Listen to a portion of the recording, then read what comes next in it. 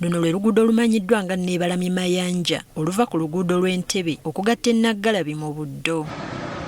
Okusinziira ku byafaayo, oluguudo luno lwe luyitamu omulangira ng'agenda e Naggalabi okutuuzibwa ku ntebe y'abajjajjaabe era nga luyitamu omulundi gumu mu bulamu bwe. Era Ssaabasajja Kabaka Mutebi okuva lwe yayita wano taliddamu kukola ki? Kuyitawo. Ekyo nno si kitono. Tayita mu migga yadde amasiro, yeebalamu omugga Mayanja n'amasiro. Okwandibadde okwokubiri bayisaamu njole. Olw'okuba ng'oluguudo luno lwa byafaayo era nga kya bulambuzi, disitulikiti ya Wakiso yasalawo okuluyooyoota okusobola okutuukiriza ekitiibwa kyalwo. Bakiramenyi abatongole ne bakola omulimu gw'okukisira abantu baatuwa ettaka ku bwereere.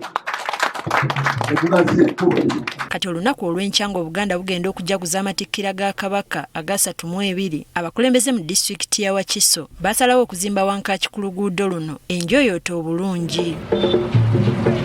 Kati ng'ekirabo ky'amatikkira, wankaaki ono akwasiddwa Obwakabaka era nga minisita w'amawulire mu Bwakabaka Ismail Kaziwe Kitooke yabadde omugenyi omukulu. Minisita w'obutonde bw'ensi n'ekikula ky'abantu mu Bwakabaka Mariam Mayanja Nkalubo Nassejje asabye abantu abawangaalira ku luguudo luno okukuuma emiti egiruliko n'okusimba emirala okusobola okukuuma ekitiibwa kyalwo. Twagala nnyo ettaka luno oluguudo lwafuuka lw'amaguzi naye ekinaakuuma oluguudo nno mu kitiibwa kyalwo okulaba nga tuteekako ebintu ebyo ebigenda okuwangaalirawo.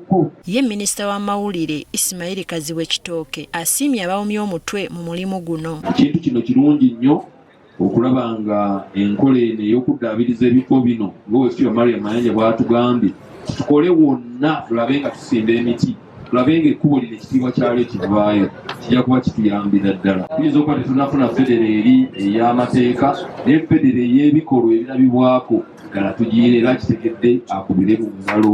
Abatuuze balaze essanyu ku ngeri oluguudo luno gye lusoosowaziddwamu. Omulembe oguliwo Omulembe Mutebi gwakulongoosa ebintu bye nga birabika bulungi ate ne bannaffe oluguudo okulutegeera. Wakati bw'olagirira omuntu ne Neebalamye Mayanja ne baba ali Ntebbe ne baba ali Jinja ne baba wa nga lutegeera olw'ekifaananyi kyalwo. Nga wano waayita ku Neebalamye Mayanja naffe tuli mu bikujjuko bino ebya Beene okulaba nga tujaguza amatikkira ga Kabaka ng'aweza emyaka 32 ng'ali ku Namulondo. Buli ng'ennaku z'omwezi 31 omwezi ogw'omusanvu buli mwaka Obuganda bukola ebikujjuko nga bujaguza emyaka Ssaabasajja gy'amaze ku Namulondo ng'alamula Obuganda. Era mu nteekateeka eno ebintu bingi ebikolebwa abantu ba Ssaabasajja okulaga obukulu bwalwo. Teddy Nakaliga agafeeyo ku Spark TV.